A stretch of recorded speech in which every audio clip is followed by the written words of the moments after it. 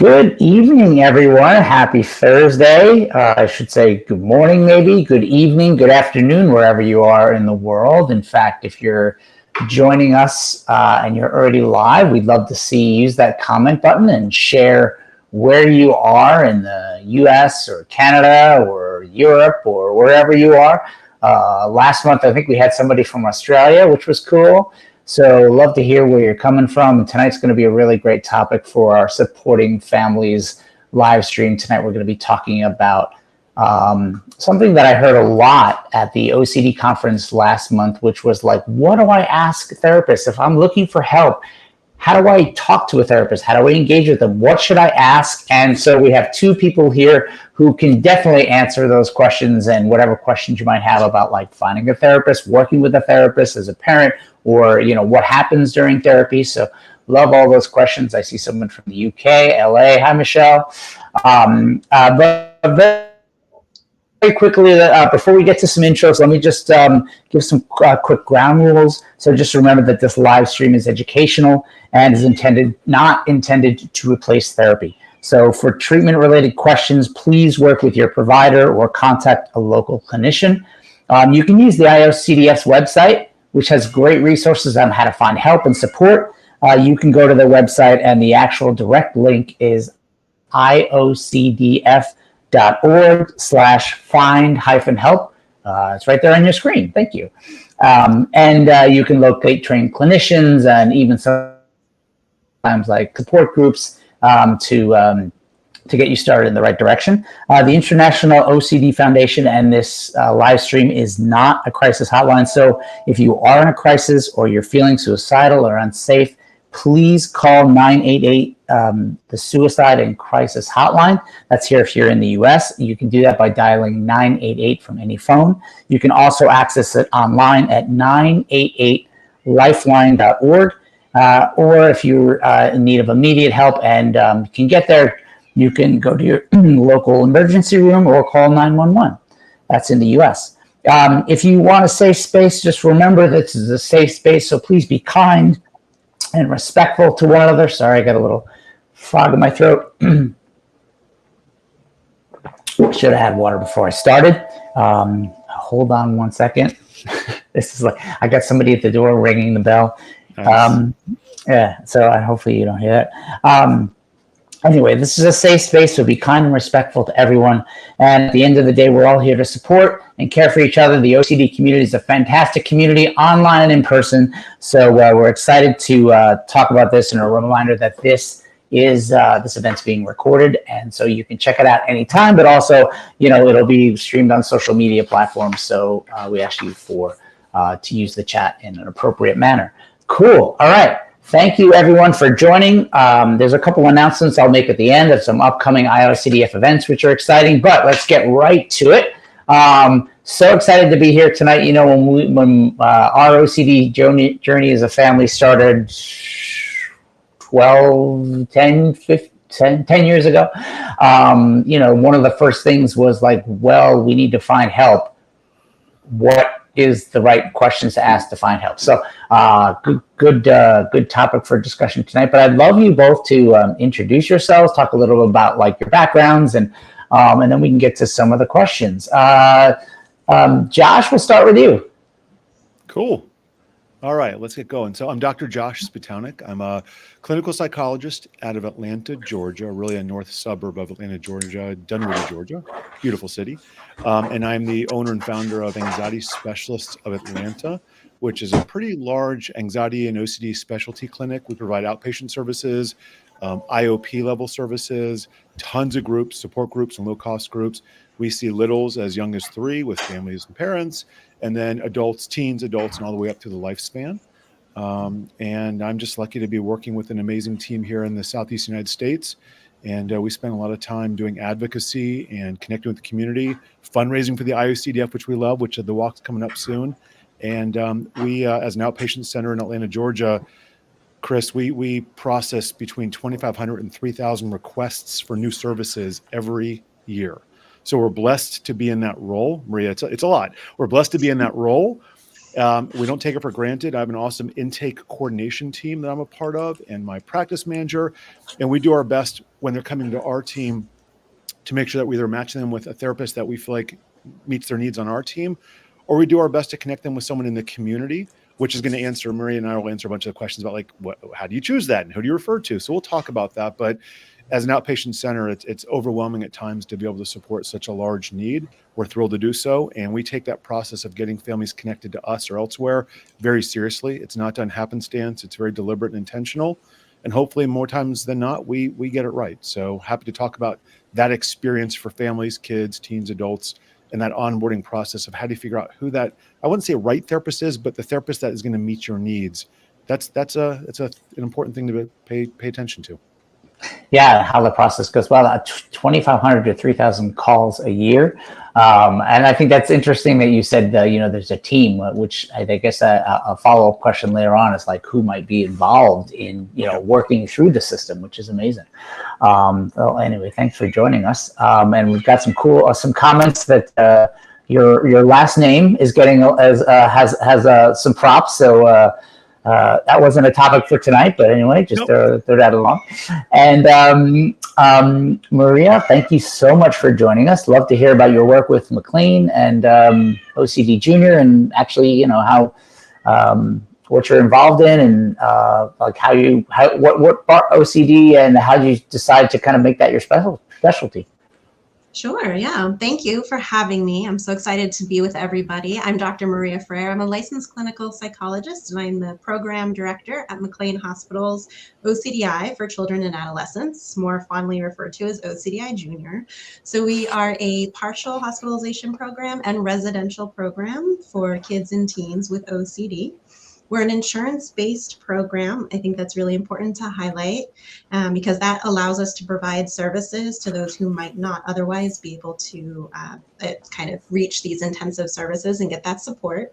Our age range is 12 to about 18 if the kids are still in high school. 18 is for us.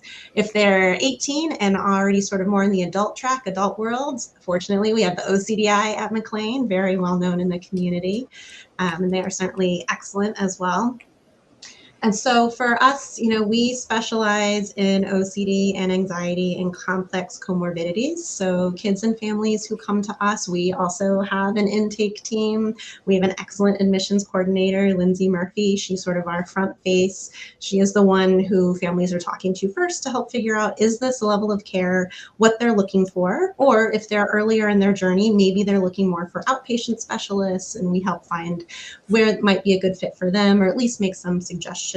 People do come from us from all across the country. So we have certainly referred down to you all, Josh, and all over. And so I think for me being here and being able to just share a little bit about what we've learned on the other side will hopefully help other kids and families find the services they need. Absolutely. It's a valuable conversation we're going to have tonight. And I know a lot of times we get to talk about OCD and how that's affecting somebody or how it's affecting a family. Here's a topic that I know is really important. So thankful that you're here. Both of you have a wealth of experience, and then, sounds like also a care team that also helps too. So I know that it's both your knowledge and your team's knowledge that we'll share tonight. I got to answer another interesting question from the chat. Yes, that is my cat. We are nearing feeding time, and so he is being very he's advocating for his attention and treatment, food-wise. Hopefully my daughter will take care of that. All right, let's get to the first question that I have. You have clearly both done a lot of intake calls or, first meeting calls.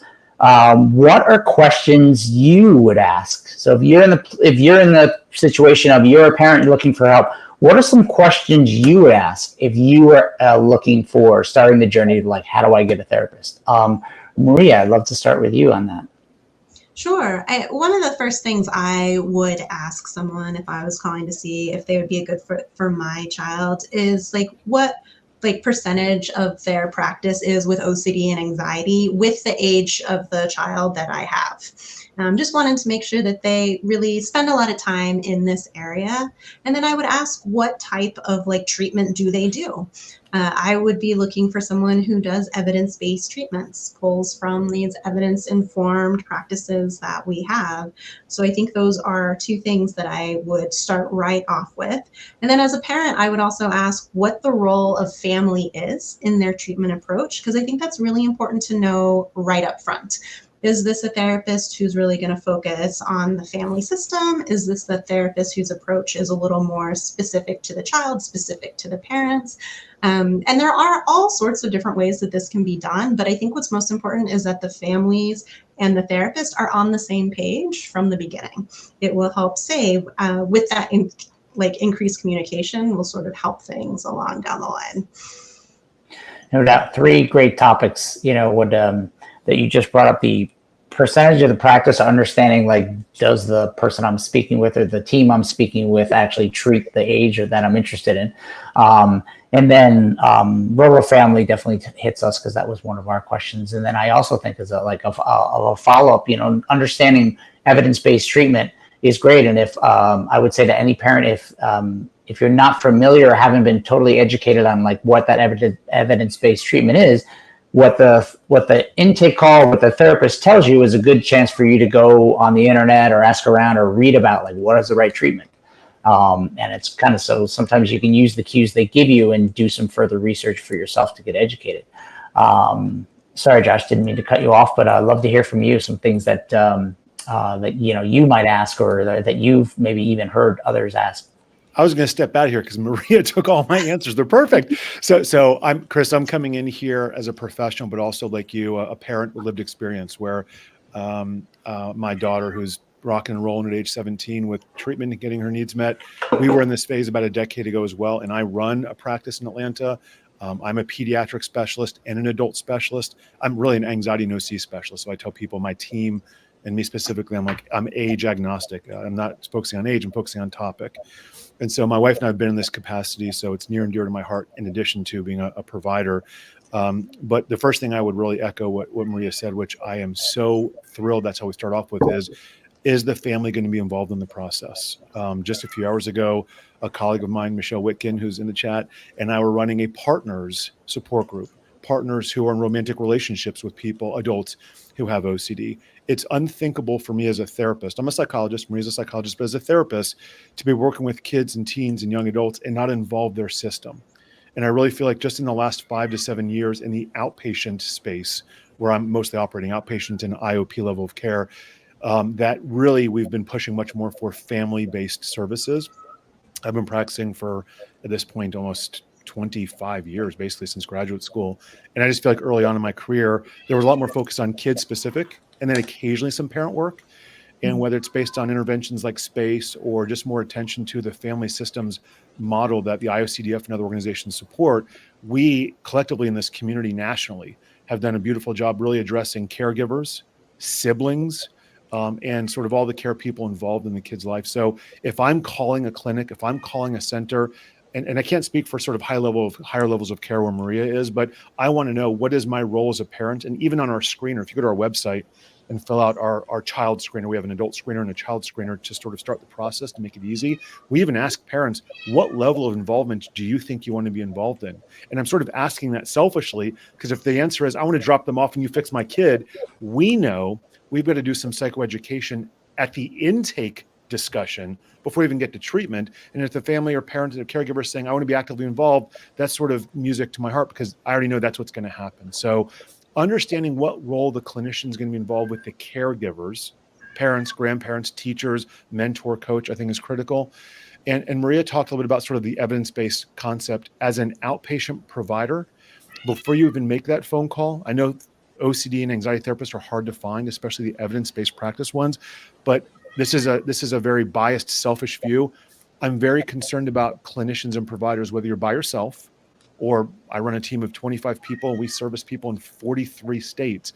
If your website doesn't loud and proud speak to, we treat OCD, we treat anxiety, we do cognitive behavioral therapy, we're affiliated with the IOCDF and other credible nonprofit organizations out there that speak to the science of all the things we do. So I know this sounds biased and bratty, but I wouldn't send my own kid to a clinic for which there wasn't a website and public information that outwardly described all the things that Maria and I and our colleagues do, all the things, Chris, that you know how much I love your movie Unstuck, speaks to, all the things that IOCDF has.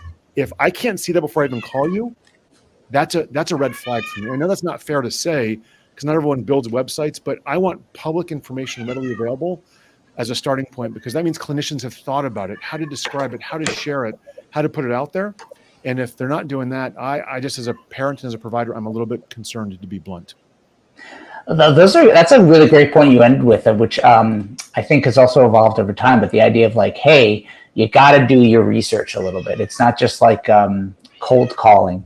You're assuming, let's say, if I'm putting myself in a parent's shoes, I got some phone numbers, I did a little research, maybe I went to the IOCDF website, then take that one step further, Google that therapist's name in OCD, see what articles come up, click that video tab on YouTube. Do they have a video there? And then, going through the site and seeing the care that they've put in it, or at least the fact that OCD is there, so that box checks is another way you can just understand and level set what you're doing. We always said you kind of, at least my feeling was, when I read about OCD treatment and understood how complicated it seemed to be at the time, it's like I had to interview the therapist. Like I was interviewing somebody for a job. Like, make sure that you're going to, like, every point you both made about, are you treating kids like mine? Are you going to help me as well as a parent and maybe other kids in my family? Super important. Thank you for providing that context. I know it was super helpful. There was a question in the chat, which I wanted to throw. A statement from TMS. Thank you about finding the right therapist. Yes, your daughter, after you talked to 14 different professionals. Wow. Well, it sounds like the IOCDF was helpful. So that's great. Again, IOCDF has a great find help. I used it. Talk about websites that have been around for a while. I remember using it in 2012 when I first was searching. So that's, it's great to know that that's still helping people. And I know it's advanced over the while. How important is it that a parent understand your approach or the practice's approach to helping kind of the whole family? Both of you touched on the importance of that. What are, maybe the question I would want to ask is, like, what are specific way, like, what's a good question a parent could ask to get a therapist to open up about kind of like how you involve the parents? I'll go with Josh this time. Yeah. Well, I'll start in, because again, depending on the age, I think it becomes very self-effacing, very obvious right away when the clinician's doing an intake initially only with the parent. And so I think some parents don't even know that's even a thing. And I'm not going to discuss the billing and coding side and how we manage all that stuff. That's a whole bunch of stuff that Maria and I can just make our brains explode about. But when I'm working with a teen, or if my team is working with teen, sometimes I'm meeting teen and parents together. I mean, sometimes maybe one of them's waiting the way, but I'm probably going to meet them both on that same day. But for certain age populations, like younger prepubescent kids under the age of 10, 11, 12, 13, it's pretty common to just meet the parent on day one, because there's lots of things the parents have been dying to tell a therapist that you don't want to say in front of the kid. And so I think, just to think about that sort of from an experience standpoint, Chris, if a therapist is like, hey, kid and 6-year-old, come into my practice, let's talk about your problems, from a contextual standpoint of supporting, how do you honor the parent's concerns and work with the parent and hear their things, and then find a way to filter that and work through that before you go to the kid. Again, this is from an outpatient perspective. I like the idea of meeting with parents separate from the child to talk about some of the tough topics. Some parents don't even like to use the word OCD. Don't use OCD in front of my kids. Like, I want to hear that not with your kid sitting next to you, or not with your kid in the waiting room. So I think even having the discussion of, from the first interaction, am I meeting just with mom or dad, mom and or dad, other caregivers? Is my kid showing up on day one? Is my kid going to show up, on day two? So I think even just starting that process of when do we meet, how do we meet, and negotiating that shows a lot of sensitivity to working with the entire system, not just bringing parent and kid and assuming, everything just happens that way. So, and usually an intake coordinator is going to say, hey, listen, for the first meeting, your kid's 6, your kid's 8, mom, dad, you come in first. I'll meet with you guys. In the next meeting and another day, we're going to bring you and the kid in, but now I'll have more information and be in a better position to sort of talk to your kid and, understand really what's going on here. And again, depending on the age, we're often sometimes doing much more parent-focused work than kid work. And depending on age, sometimes we're doing more kid-focused work and much less parent. And sometimes everyone's involved. Yeah, absolutely. I'd also add, for us, Josh, at the higher level of care, partial, residential, still we will meet with them together and meet with them separately in both of our programs. And, we're a little different because we have like a whole admission day that can be very busy. And yet still we want to make sure that we sort of get everyone's story. We get the different versions that they've experienced. And then in our higher levels of care, families are still very involved, even though they come from us from all across the country. Everyone has gotten really used to being on these virtual platforms, and we were using them even before COVID to really make sure families stay connected. We require families to be available for at least one family meeting a week. A number of our therapists will do too. And then we also have a parents group that one of our therapists, Caitlin Carter, runs that is just really great just to provide basic education for all of the families. And then they can take it back to their therapist to make it more specific to them. So even at our higher levels of care, our families are still very involved. Both of you just brought up something that I realized too, that like you could be meeting. I wonder, you just touched on this with Maria, but Josh, like, are some of those calls when you said like we meet with, is that assumed that you're having the people in your office, or are we also okay, like, holding up the screen and let's meet by video call? Maria, you can jump on that one first. I can answer because we're kind of operating in different levels and different levels of care. What happens at your centers? Sure. I mean, for us, the kids are clearly with us, and the families are with us on the first day. And then it really does vary, but we can do a lot of the family meetings virtually, which has been really helpful for families who are working. Their kids are living with us in the residential, but families can figure out a way to still join even if they're working. And it's really been able to involve in 2 caregivers. It used to be that only really one could adjust their schedule, but having the virtual option often allows for more caregivers to be able to be in those family meetings and learning the different things that we're doing at the same time. So that's been pretty useful. Yeah, I would say that most of us, and I'm not speaking just for my team, I think most clinicians have a love-hate relationship with telehealth platforms. Love it because as a psychologist, I have the capacity to see people in over 40 states because of some special regulations, something called PsyPACT, PSYPACT. I think that's .org if people want to look it up and see. And that means psychologists have the capacity to see people across state lines without really doing a whole bunch of things and getting approval for that. You can't just magically do it. But it means that we get to meet with families that normally wouldn't have access to evidence-based care. And certain states have many less clinicians than Massachusetts and Georgia. Actually, ironically, the 2 states we represent are like an embarrassment of riches of the number of clinicians I feel like they're available. We have 25 on our team. There's probably about another 15 to 20 in Atlanta that I would trust with my own family, child, teen, or adult, depending on the age. But because of that, Chris, telehealth is a natural opportunity for certain families we're going to work with. But for us, I get very sensitive to working with kids of certain ages only over video platform. So though if we're working with someone in a different state, it's inevitably only going to be over some sort of telehealth secure platform. My preference, more like yours in general, is I like to at least see the kid one time in person, preferably most of the times, depending on the age. If it's a teenager, half of them are doing telehealth stuff or teleplatforms in school. I'm not that concerned. I know clinicians would rather work with people in person in general, but that gives us increased accessibility for good care, increased access, availability. That's a good thing.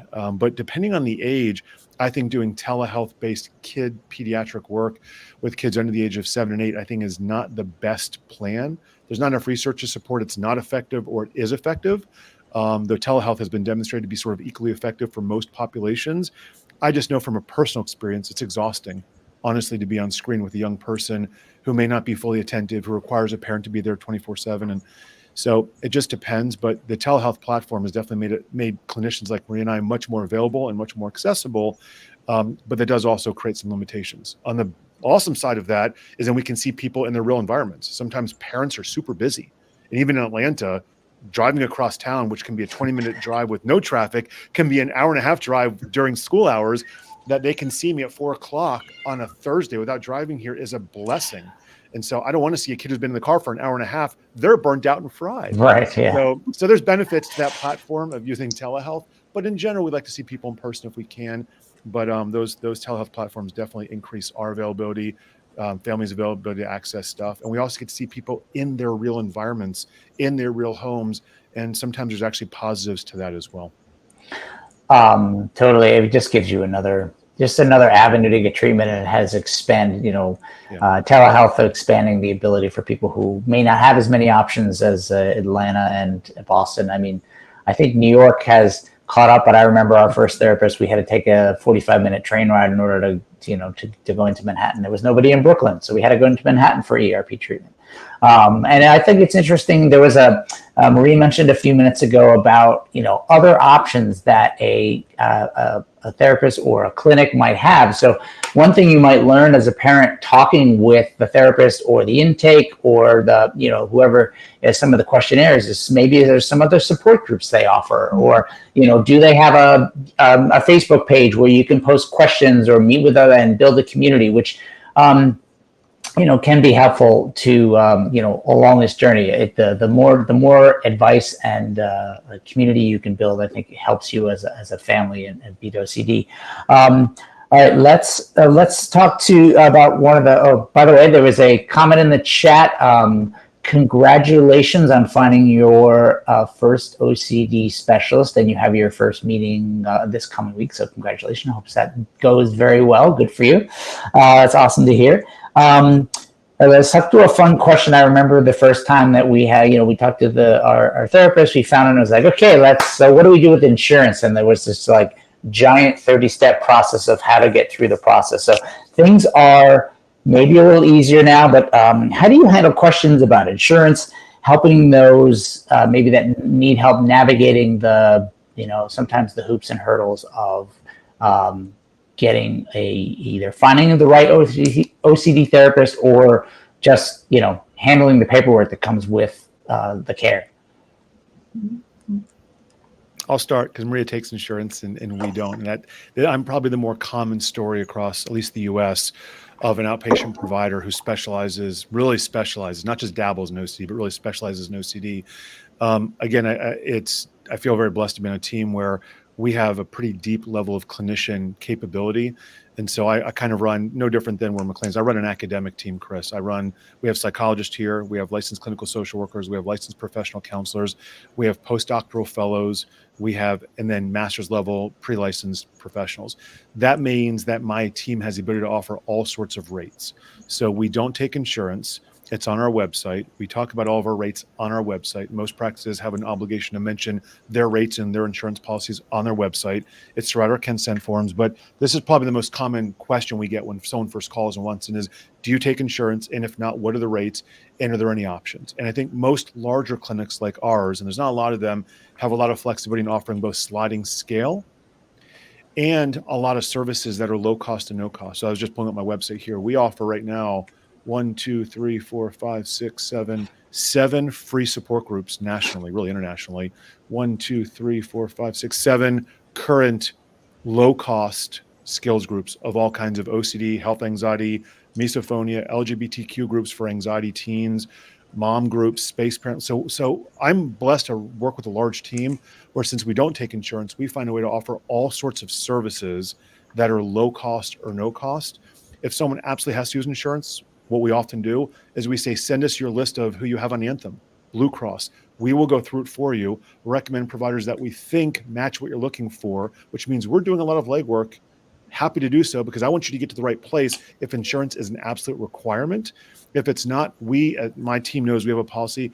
To the best of our absolute ability, we will not turn someone away for money reasons. We will find a way for someone on our team to either slide a scale, take a pro bono spot, which we all have, or one of our trainees who is surrounded by licensed experts who've been doing this for 10 to 20 years. So if you see one of our trainees, and if you go to an academic kind of clinic like ours, even if you see someone that's pre-licensed, I would put them in front of any other anxiety specialist in the country who is working on a generic team. So I'm not fearful of giving my younger clinicians to families or adults or teens who are in need, because they're spending tons of time in training, supervision, and meeting with us. So that's how we handle the insurance thing. Is we don't offer insurance. We provide people the super bills that they can submit for out of network, which is what most practices say. But we try and go the extra mile, which is to offer sliding scale, pro bono, low cost and no cost group services, national group services. And then we'll go as far as to have my practice manager, Jessica Kalen, who's an absolute superstar, and I, and Camilla Casper, my intake coordinator, look at their paperwork and say, send me who you have. And if I can find someone in your area that I think meets what you're looking for, I swear to you, I'll recommend that. If I can't, I'll recommend someone who's in the space of doing some CBT stuff. And if I can't find that, then here's your other options. And that's why we spend so much time trying to match people with the right therapist. So hopefully it's their first and last therapist. That's our goal. Yeah, and I would say for parents, it's not just do you take insurance. The follow up is, okay, do you have additional rates, sliding scale, different options, and even can you help deeper? Yeah, Maria and I have access both from Facebook groups and IOCDF. Like, we know who are the therapists out there. So if it's not going to be us, I guarantee you, if you want to be seen in Atlanta, not Nashville, Knoxville, Alabama, where I am, South Carolina, Florida, I know who all the people you're going to eventually see. I know the few that take insurance, and I can try and connect you with them. So I'm not afraid for someone who says, I have to use insurance. Don't hang up.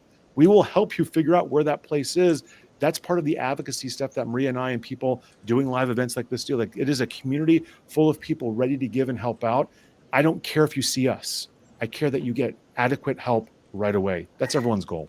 It's interesting to the if you're doing interview practice, like job interview practice, sometimes when they say a good last question is, okay, thank you for meeting with me. Who else should I talk to? Which is can be a follow up, which you just mentioned, Josh, about, hey, I know other people, so I can use my network to connect you. Or, as a parent, you might want to ask, hey, what are some resources I should do? Who should I talk to? Where should I go? Which any good solid OCD therapist will be able to connect you with somebody. Maria, anything, your practice does take insurance. How do you help families and people connect and make sure that they're getting they're getting everything they need to make sure that the forms are submitted and they know the right codes to use and things like that? Yes, definitely. We certainly have an advantage that we take insurance and we take it through the hospitals. So they have a billing team, and we will do insurance verifications before someone admits so that we can let them know, yes, the hospital takes your insurance, or no, it doesn't, or here's what the insurance is kicking back to us. But we still always tell families to check with their own insurance and their own benefits, because there are so many different versions of insurance, of carve outs, of, oh, I carry this insurance, but I have the secondary insurance. It gets very complicated. And because of that, we make sure that parents understand that they're coming to a partial level of care or residential level of care, because insurance companies often don't understand residential very well.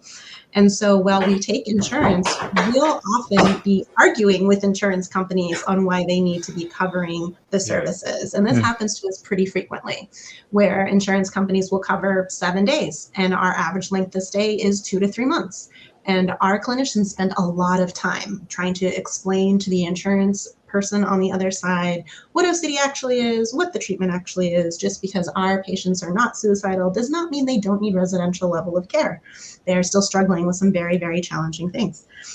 And so one of the tips that I will give families, if their insurance decides they're not going to cover their treatment anymore, is if they have an employee-based insurance, they call their own HR to say, hey, this is the issue I'm running into with my insurance and the benefits that you as my employer provide me. How can you help? And there are a number of companies that are large enough that they have someone who will then also call the insurance on your behalf to figure out what is going on. And that has been very, very helpful, because we definitely hit the level of appeals and arguing, and it is intense. It takes a lot of time and resources.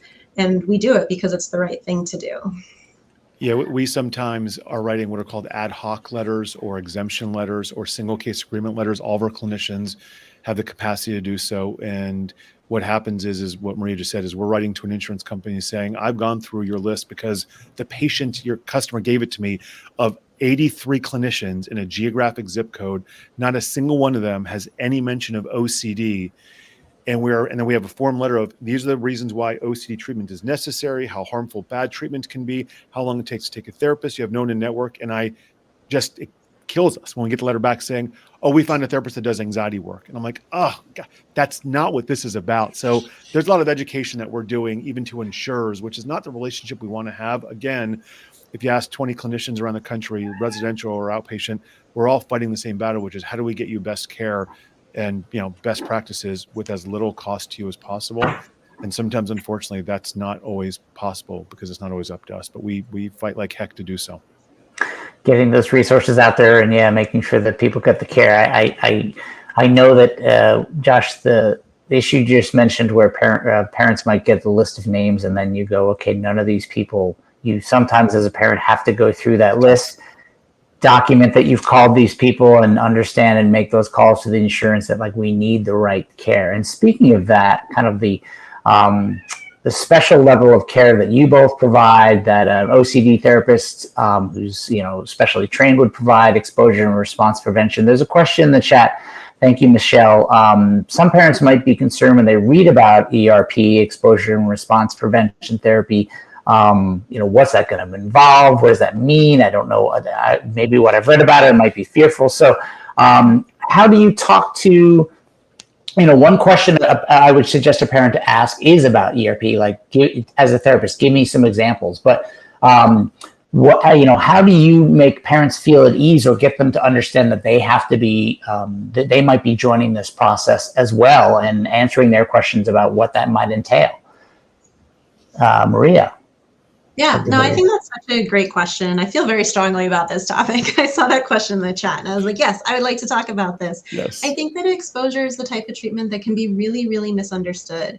And so it's so important as a parent to find a therapist who will provide that psychoeducation to you and be able to explain, like, this is what exposure is. So if we're thinking in particular, like working with a younger kid, we may be talking a lot about how we want to help this kid feel braver. And we're going to teach them to do things that move them towards being more brave. And some of that means we're doing hard things that feel tough. And what we're teaching them is like how to do those things together. Like there are definitely ways to explain exposure that does not have to be hard and scary. I think a lot of the good treatment planning that goes into doing exposures is collaborating, meeting someone where they're at, the child, the parent, the family, on what kind of goals they want to get to and how we can help them get there. And yes, sometimes it is doing these hard, scary things, but that's what we're there for, to help coach them through those things, to help them move through it gradually, to help them figure out what's more important, this really scary thing that's holding me back, or being able to go on the sleepover I want to go on, but right now I'm too scared of the dark to do. And so that being with a good therapist is they help you go through that walk of understanding what exposure actually is and how you'll do it together. And I would never want anyone to think that exposure is too scary to get started with, because that just might mean that they haven't quite found the right therapist fit yet. I get more scared when you don't have access to exposure therapy than if you're going to get exposure therapy. And Maria and I feel very similar about this. First of all, not every client, patient, or anxiety sufferer needs exposure therapy. I'm very comfortable saying that. Exposure therapy is easily one of the most researched interventions for anxiety disorders in general. So we're not saying ERP, exposure therapy. That's how we treat social anxiety. It's how we treat phobias. It's how we treat PTSD. It's how we treat panic attacks. It's how we treat things like for some people, emetophobia or food fears. It's how we treat OCD, and it's how we treat health anxiety. So exposure therapy is just a technique, as Maria said, that helps people very comfortably and safely face their fears head on. My response, Chris, when I get this question, which I love as well, is, did you ever learn to ride a bicycle? And if you did you start on a motorcycle? And if anyone ever says yes, I guess I'll give them like $100 or something. But most of us started with training wheels, with our mommy or daddy holding the back of the bicycle, whether it was a rickety Huffy back in the day or some cheapo from Kmart or something. Most of us started on training wheels. And then at some point, mom and dad let go of it, which is terrifying. And none of us died from this. Is before we had helmets, guys. Okay. And then at some point you take off the training wheels and you're still wobbling and falling, get elbow scratches. And that's what exposure therapy is, regardless of the topic, which is we start at a point where someone's ready. If some kid can hop on a little bicycle without training wheels and start pedaling right away, they don't need training wheels. And some kids need training wheels. Everyone should wear helmets and elbow pads, PSA. So, but we don't start someone on a motorcycle, and that would be called flooding, doing something that's ridiculous, reckless, dangerous, haphazard. But you could start someone on training wheels. You could hold on. You could go slow. You could do it in the driveway. You could do it in the cul-de-sac. I like using the bicycle metaphor because almost everyone can relate to either swimming or learning how to ride a bike by taking it slow and steady. And so that's what exposure therapy is. It's doing something that you want to do. No one really wants to be scared, but you want to get your life back. doing something that has a lot of protections and controls by the parent, or in this case, Maria and I, the therapist, doing something that we're working together on and talking about. And we're going to keep practicing until you get good at that level. And then we're going to move to the next level until all of a sudden you're popping wheelies and going out there and doing stuff that you never would have done at the beginning. But now it's like, oh my God, you got your life back. To me, that's what exposure therapy is all about. But like Maria said, it requires a clinician to know what your needs are, what your reservations are. Certain aged kids should not be doing exposure therapy, and certain aged kids could be doing exposure therapy, but it's a collaborative, fun, excitable thing. I mean, and Maria and I are going to talk, like, you come to our offices and we got boogers here and fake poo-poo and bees and needles and scary things. And I got animals and crickets and that's for everything. Like, you come to a therapist office that does work and there's weird stuff everywhere. And so all we're doing is bringing the things that people experience anyways before they ever met us, and just bring it to a more controlled, planned, thoughtful, intentional way until someone's no longer being bullied by their fears. They're now pushing back and in control of that bicycle, and then they can ride anywhere they want. And then they can move up to a motorcycle, a moped, whatever you want. So the bicycle or swimming metaphor is what I teach parents very quickly, because every parent goes, oh yeah, I mean, I started with arm floaties as well. Well, then we'll start your kid with arm floaties if that's what we need to do, if we do exposure therapy. And if we do, it's going to be fun. The kids are going to have a great time. It's compassionate. It's safe. I mean, exposure therapy is freaking awesome, just to put it out there. It can be fun. I think I would say for parents listening out there, what you've just heard is that when you ask the question to your therapist or somebody, you get a detailed response that gives you confidence that this person might be, or this practice might be the right place for you to go. And so Josh, and the analogy on the bike was important. I remember the therapist that we worked with started to talk about, well, one example would be, if my daughter was afraid of some rocks on the street, we might just spend the first couple of weeks looking at pictures on the internet of rocks. Then we might find some funny videos that have rocks in them. So we won't even deal with the fact that, so just giving the idea of this is things we might do or some examples, you get the idea of the expertise. Yeah. What is that? Says my dad rocks. Yeah. Yeah. Maybe start with something fun and silly and cute that's not so scary out there. This is less scary than rocks out there, Chris, right? Yeah, so just look at it. Something like this. Yeah, something small. But you get the idea that the person you're going to be dealing with has a solid background in the knowledge. And, I think that is the difference. One, the first place to go, you want to go to the website. Do they have OCD listed? Do they have a little bit more explaining about the treatment or the what they've studied to understand how to treat OCD? And then you get the actual calls where you are getting some more of that detail that make you feel comfortable if this might be the right person for you. There's a question in the chat about, and I think, Maria, I'm going to put this to you. What's the difference between residential and inpatient? Yep, this is a great question. So inpatient is really for safety. So the inpatient is where someone's going to go if they are experiencing suicidal thoughts, if they've engaged in suicidal actions, if there's a concern that they're harm to themselves or others. And the focus in inpatient is stabilization. They tend to be very skills-based. They might consider some medication change, and it's typically pretty short-term. Inpatient is usually on average, at least in our area, about a week or two. It's just sort of a dose stabilize.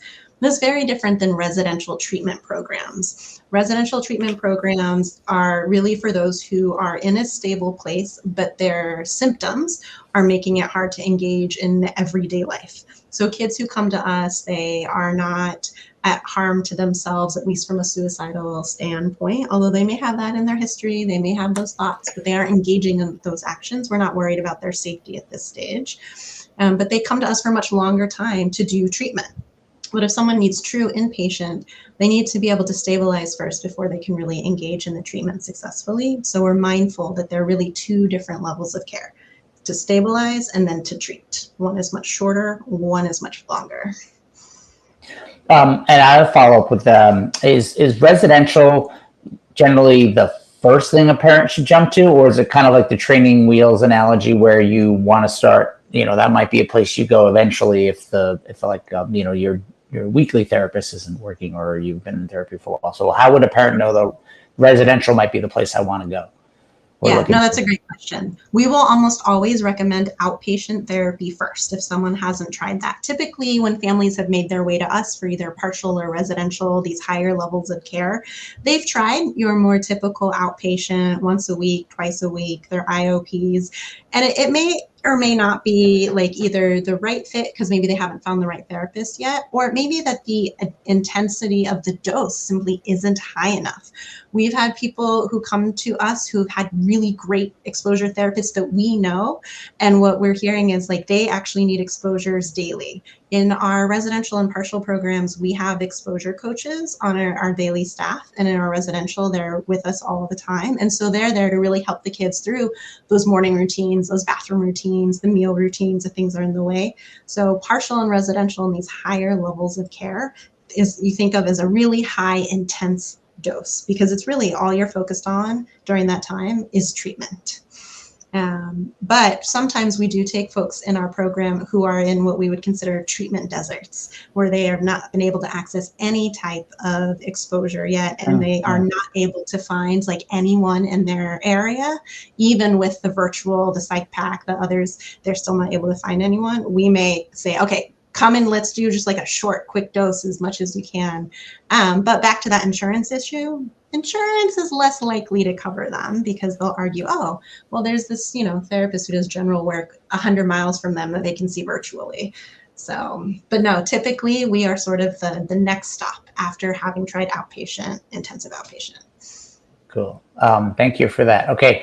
We spent a good deal of time talking about like questions parents could ask, prospective clients might ask. So I want to flip the script a little bit and ask you, okay, when you are doing those initial calls or that, let's say, looking at that initial paperwork, what are you as therapists trying to understand from patients? What is important for you to know from that are parent, other than the name and address, maybe certain issues that they might be having? What are you trying to want to get out of some of those either first call or some of those early meetings?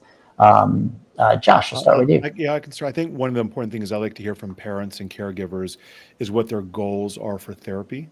I think that's a pretty standard thing that most therapists would want to know, whether you're working with a 28-year-old or a parent of a 7-year-old, because a lot of parents want their kids to not worry anymore. And I tell parents with lots of love, then you're at the wrong practice, because worrying is normal and feeling sadness and pain is normal. It sucks. It's not fun, but we're not here to take away your child's worry. We're here to help them when they are worrying, know how to manage that worry, and then figure out how to live that life they need to live if worry is sort of taking them down. So I like to hear parents' goals of what they think their kid's relationship is to worry, what involvement they should have with their kid. If they know what the word rituals or compulsions or safety behaviors are, some parents don't know those terms yet if they haven't done this kind of therapy. But when they start talking about here are the things I do to save my kid or protect my kid, or I think they should just go to sleepovers no matter what, the sort of extreme reactions if I coddle them or I force them to do stuff. I want to hear that stuff to just hear sort of their mindset of what it means to be a caregiver or a parent, what their expectations are. I'm looking for that kind of stuff. I'm also looking to see all the different problem areas that they think their child is struggling with, because the reality is, for the work that Maria and I and clinicians do, sometimes OCD is not the first thing we need to address. If there are safety concerns, if there are nutrition or medical concerns, sometimes, unfortunately, I want to get those things stabilized before we start spending time on, the kind of the talk therapy or cognitive behavioral things we're going to do. If the child's been, involved with lots of different therapists of different kinds, play therapy and art therapy and supportive therapy, I'm trying to figure out what's worked and what hasn't, because I don't want to replicate what hasn't, but I'd love to introduce new stuff that has. I also want to know if there's any medication questions that may or may not come up in the chat, but that's something that my family struggled with quite a bit as a provider, working with kids. I'm not a huge fan of medications being the first line of treatment. Doesn't mean it couldn't or shouldn't be, but I think there's so much we can do before we get to medications, unless your kid is in danger, unless your child is struggling so much with anxiety or depression they can't function, or unless it feels like no matter what they're doing, medication just seems like the next natural option. But when I hear that parents have tried all these different medications, that kind of concerns me a little bit. Or, that they want to try medications, but their pediatrician, who's probably more commonly going to prescribe it, is not on board. I want to know that kind of stuff just so I know what I'm getting into and what things of education, advocacy, connecting them with a pediatric psychiatrist, which in the United States is really hard to find sometimes.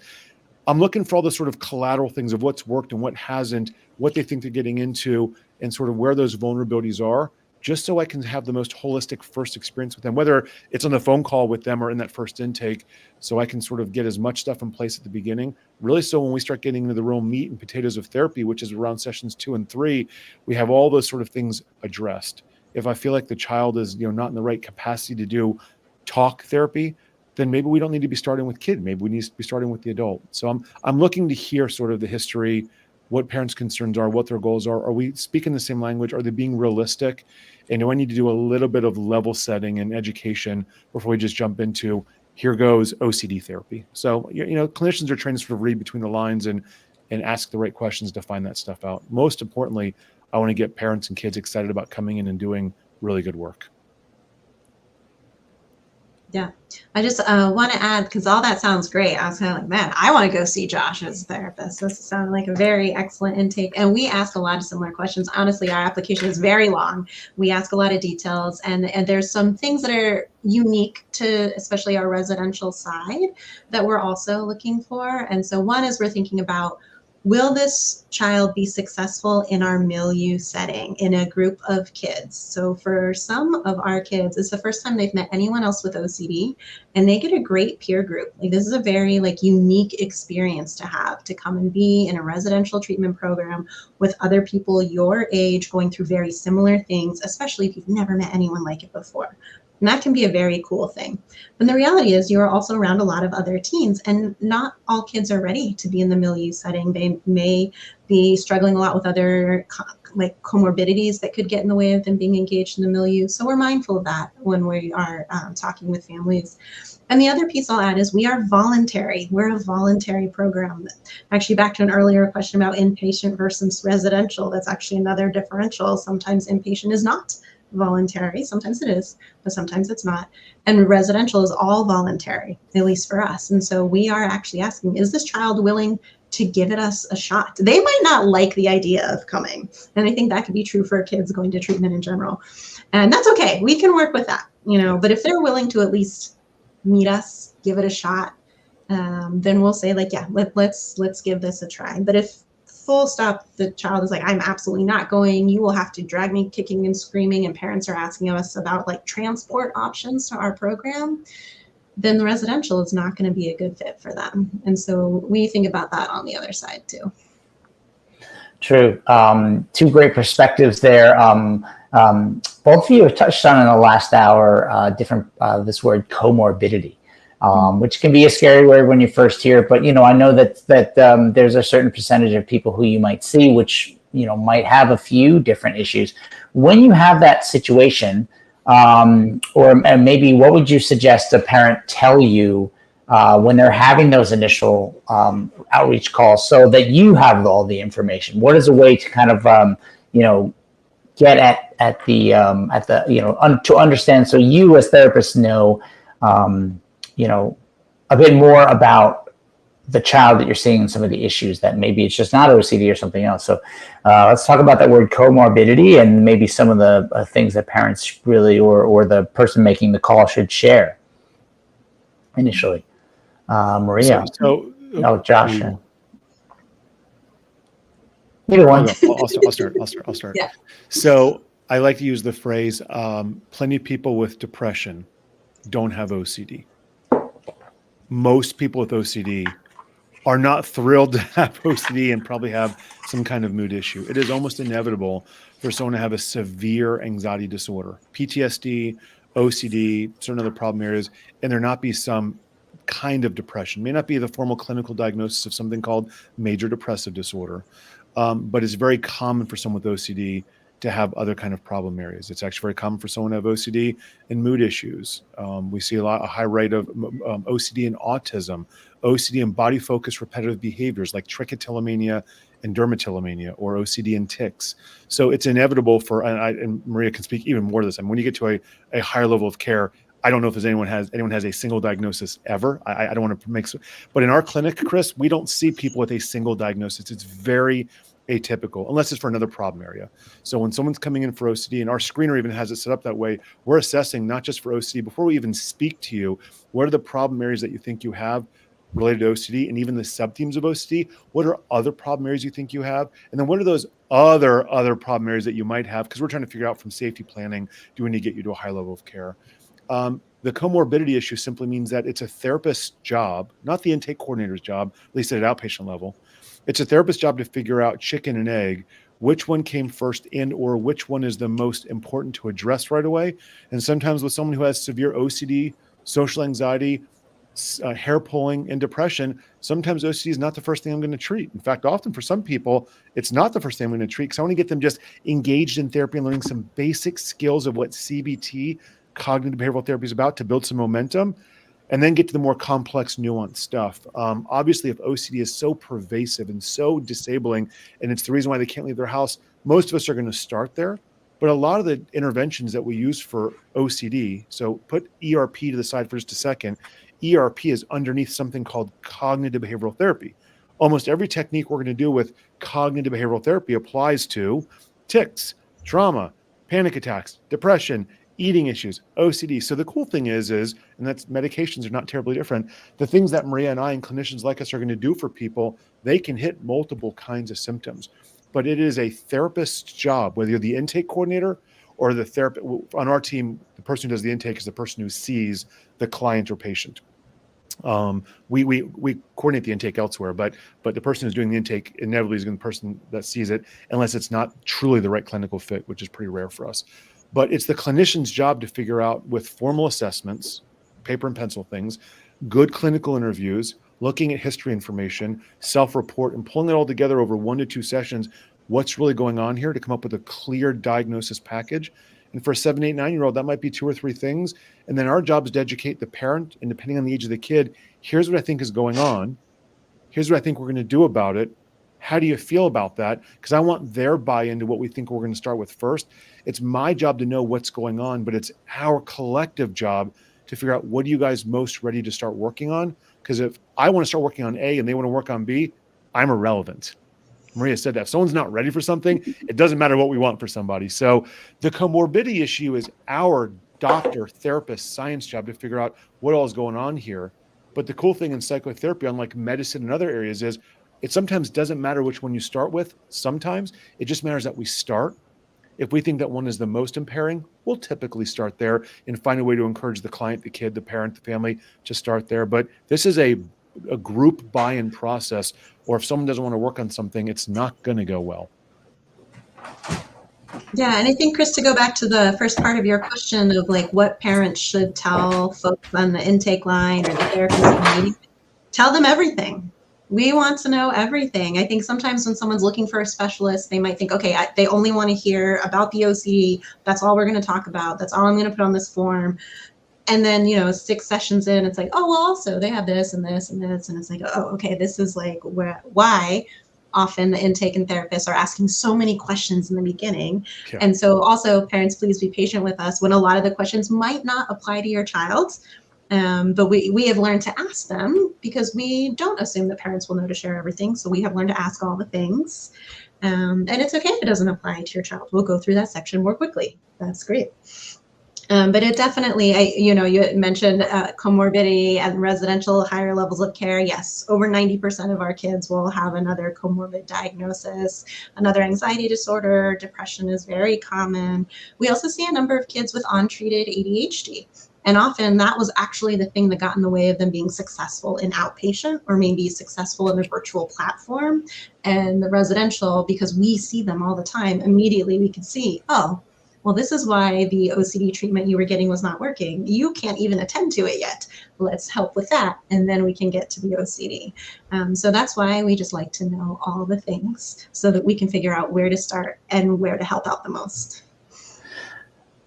2 fantastic answers. I'm glad we ended on that. So comorbidity, everyone, sounds like a scary word, but really it's something that the therapist needs to figure out everything going on, so they understand what they should treat, what should focus on. So tell them everything.